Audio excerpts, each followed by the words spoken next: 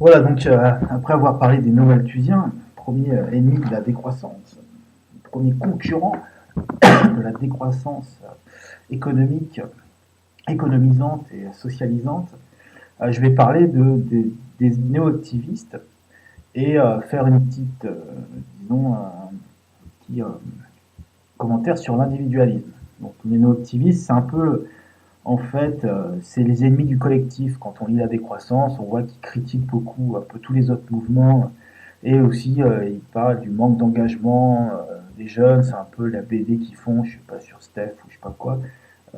Donc, et puis il y a beaucoup de chroniques là-dessus et de tribunes sur tous ces gens, en fait, qui ne s'engagent pas, etc. Et bon, bah, ils ne s'engagent pas, je vais expliquer pourquoi. Il y a de bonnes raisons à ça. Et en fait, c'est un peu toute la critique aussi qu'on entend contre les nouvelles générations par rapport aux anciennes qui étaient politisées, etc. Donc je vais expliquer pourquoi les gens ont l'air accus de se politiser pour rien. Donc voilà, ça, cette partie s'appelle le néo-activiste, qui est l'ennemi du collectif. Il semble difficile de définir à partir de vos différents articles une ligne de pensée. Dans l'ensemble, en tant que lecteur lambda, tout cela paraît assez confus. C'est d'ailleurs un reproche que font parfois vos lecteurs dans leur courrier. Donc s'ils ont un courrier, c'est des mecs qui se plaignent. Cette confusion est masquée par une autre tête de turc, le néo-activiste, dont les travers supposés permettent de définir en négatif ce que constituent probablement vos valeurs.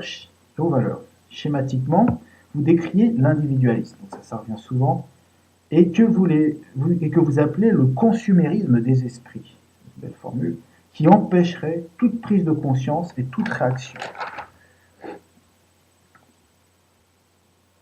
Alors, dans votre dernier numéro, bon ça c'était un numéro de l'époque, hein, un de vos intervenants affirme avec véhémence qu'il suffit d'un seul Steph, donc Steph c'est le type de la BD, pour saboter toute une réunion politique. Personnellement, je dirais plutôt que Steph fait du très bon travail, mais que surtout qu'il n'y ait nul besoin de Steph pour saboter des réunions qui sont de toute façon vouées à l'échec.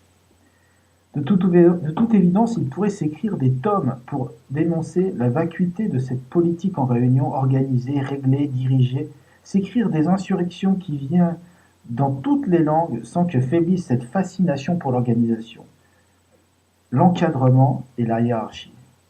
Le résultat, ce sont toutes ces organisations qui n'écoutent pas leurs adhérents, ne s'intéressent pas à leur vécu, au pourquoi de leur choix, mais au contraire les méprisent, les prennent pour des abrutis et ne leur font preuve d'un semblant de considération que lorsqu'il s'agit de voter pour un chef, remplir des auditoires ou bien coller des affiches. Si donc beaucoup de jeunes ressemblent à Steph, ce n'est pas parce qu'ils sont bêtes, mais parce qu'ils ont appris à se méfier des organisations. D'ailleurs, vous voyez vous-même fort bien la paille qui se trouve dans les yeux d'Écologie Les Verts et de multiples autres organisations qui ne sont en fait que des lieux de psychothérapie de groupe pour ceux qui ne supportent plus mentalement les dégâts de notre civilisation. Des centres avec leurs gourous, parfois directement payés par les contribuables en tant qu'élus, puisqu'ils remplissent la mission démocratique de pacification, au sens pacifié, hein, pacification des esprits. Pacifié au sens passif. Comment donc reprocher à des jeunes de ne pas s'intéresser à ces paroisses où résonne la bataille des égos? Car quand on ne propose rien de concret, les égos, faute de réalisation, n'ont que le discours et la concurrence verbale, stériles pour se construire. Enfin, c'est un peu les valses de l'écologie ou de la décroissance. Le plus risible est que ce genre d'individus, entre deux guillemets, c'est pas des vrais individus, qui ne se réalisent que dans l'anathème, la condamnation hystérique, le rejet et la réaction, eux condamnent l'individualisme. Car c'est un de vos thèmes récurrents. Là encore, on nage en pleine confusion, probablement à cause d'anciens restes d'éducation judéo-chrétienne.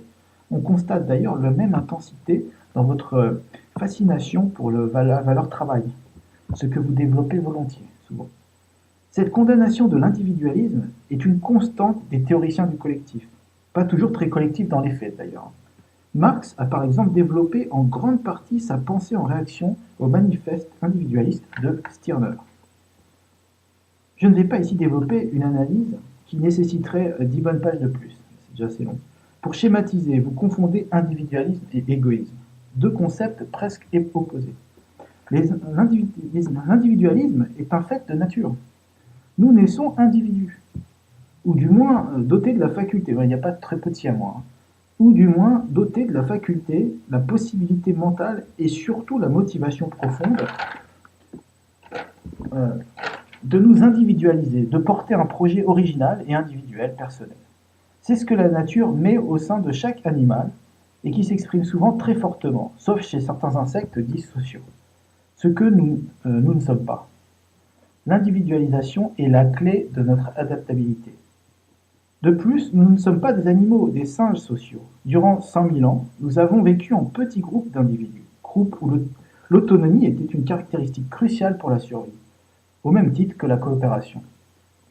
Mais il s'agissait là d'une coopération, quand on parle de coopération de ces groupes, entre êtres de chair uniquement. Entre êtres de chair uniquement.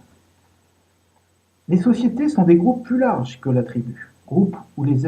Des groupes, donc les sociétés, où les êtres ne se connaissent plus de visu, mais sont soumis dans la construction de leur individualité à la pression constante d'entités sociales abstraites. Alors là, j'ai mis une petite astérix, et je précise, entités abstraites manipulables et constamment manipulées par des tiers de façon systématiquement autoritaire. Donc la pression constante d'entités sociales telles que les autres, hein, on ne sait pas qui c'est, mais c'est les autres, ou l'humanité. On a déjà parlé dans les vidéos. Dans ce cadre, l'individu se transforme en égo, c'est-à-dire un être constamment travaillé par la nécessité d'être reconnu pour exister socialement. Être reconnu non pas par ses proches, mais par des autorités et d'autres groupes sociaux abstraits, partis, mouvements, tels la décroissance par exemple, médias, à l'école aussi, des associations, etc. L'école, les notes, etc. Une fois reconnus par ces groupes socialement reconnus, par tout ou par une partie de la société, tel le journal de la décroissance, est reconnu par une partie de la société, par les médias, etc. Vos proches finissent par vous reconnaître. Vous avez alors réussi, vous vous êtes accompli socialement, vous avez comblé votre ego, c'est-à-dire vous êtes devenu socialement un individu reconnu. Sinon, vous restez dans la masse indifférenciée, vous êtes un loser, une merde inutile et encombrante. Un peu comme moi. L'individualisme, qui correspond à une indépendance d'esprit par rapport au groupe dominant, est condamné jusque dans les lignes de votre journal. C'est dire à quel point vous êtes subversif. Cela démontre en fait à quel point vous vous défiez de cette liberté, de cette indépendance incontrôlable. Car l'individualisme est la condition sine qua non pour sortir du panurgisme généralisé des égoïstes sociaux. Ceux qui ont besoin d'une reconnaissance sociale, de l'assentiment d'un groupe. Personnellement, je ne vois aucune résistance possible sans une renaissance de l'individualisme et une défense de ce dernier.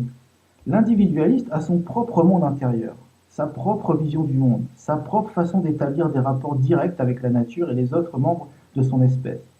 Il voit dans la reconnaissance sociale une véritable obscénité, la reconnaissance de drogués sous influence qui mentent et se mentent. Ce que chérit l'individualiste, c'est la sollicitude de quelques-uns de ses proches dont il a pu toucher sincèrement l'esprit et qui parfois arrivent à aussi abandonner leur terreur sociale pour parler librement d'individu à individu avec lui. Ce que chérit l'individualiste, c'est le mystère de cette nature qu'il fréquente en tête-à-tête et qui recèle la promesse sans cesse renouvelée d'un infini insoupçonné par la masse abrutie de représentations médiatisées. Parce qu'il n'a aucune attache sociale profonde, l'individu peut entrer en résistance. Il suffit de regarder l'histoire récente pour constater combien les groupes œcuméniques ont été inefficaces, là où quelques individus courageux ont fait la différence. C'est donc la socialisation, certains diraient la domestication, extrême à l'œuvre actuellement qui explique le désastre présent et qui rend impossible tout sursaut. Certainement pas un trop-plein d'esprit critique et d'individualisme. On est donc en droit de penser qu'il est temps de renverser le discours ambiant moral auquel vous participez par certaines de vos chroniques. Un discours qui a versé plus d'un siècle de progression d'asservissement industriel et colonial. Il est temps de jeter à la poubelle toute cette glose pacifiste, au sens passif, qui fonde une obéissance et une soumission de fait absolue, travestie en subversion et désobéissance. Il est temps d'affirmer le primat de l'individu contre la standardisation sociale, lutter pour recréer les conditions d'une individualisation, d'une prise de conscience individuelle. Il est temps de ne plus dénigrer cyniquement le courage de ceux qui, après une réflexion individuelle, ont su faire émerger une volonté individuelle, ont su la traduire en actes et l'assumer. Quoi que l'on puisse penser de ces actes, quoi que l'on pense de ces actes, l'échec de Kaczynski, donc Théodore Kaczynski, Unabomber, ou de tous ceux qui sont passés aux actes, n'est pas d'avoir eu un impact aussi faible, mais d'être resté seul au milieu d'un océan d'obéissance, de soumission et de lâcheté.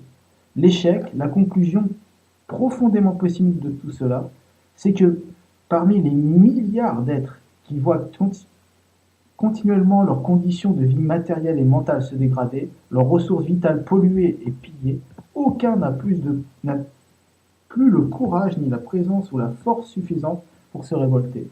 La leçon de tout cela est que là où un Kaczynski sur 100 suffirait par sa désobéissance à gripper tout un système, il ne s'en trouve même pas un sur une centaine de millions.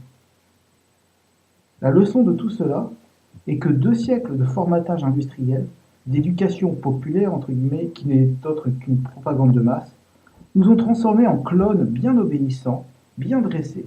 Peut-être aussi, et cette perspective est terrifiante, parce qu'à l'issue de nombreuses guerres coloniales, puis entre nations coloniales, les êtres les plus courageux ont été systématiquement éliminés, créant de fait les conditions d'un eugénisme social, permettant de sélectionner une population homogène compatible avec le triomphe de la société industrielle. Donc c'est un eugénisme qui a eu lieu, probablement, par toutes les guerres. Tous les gens qui n'étaient pas contents ont été descendus, tous les moins inadaptés. Je pense que ce constat de la domestication, les auteurs qui participent à la décroissance le font aussi, consciemment ou inconsciemment. Cette masse domestiquée à laquelle ils font partie et qui n'a d'échappatoire que le virtuel, qu'il soit numérique pour la masse ou littéraire pour quelques éclairés, tels les auteurs de la décroissance, est une barrière profondément décourageante. La décroissance, dans sa violence outrancière, n'est qu'un exutoire, sans conséquence, permettant d'oublier cette impuissance. La lâcheté des intellectuels, entre guillemets, y est déguisée en sagesse, prudence. C'est un vieux sophisme des contre-révolutionnaires qui, depuis Marx, théorise l'impuissance, tout en se revendiquant authentiquement révolutionnaire. Donc voilà le conte de la décroissance qui, en fait, suit un peu sur la ligne de ce que j'avais fait des vidéos sur Marx, étant en fait un mouvement qui est concrètement contre-révolutionnaire. C'est-à-dire qu'il ne propose pas une révolution directe et frontale, parce qu'ils sont conscients de leur profonde domestication. Donc, bon, il râle, enfin c'est du Charlie Hebdo après. Donc voilà, et dans une dernière partie, je vais parler donc des survivalistes qui sont une autre tête turque des croissants. Et je conclurai avec eux.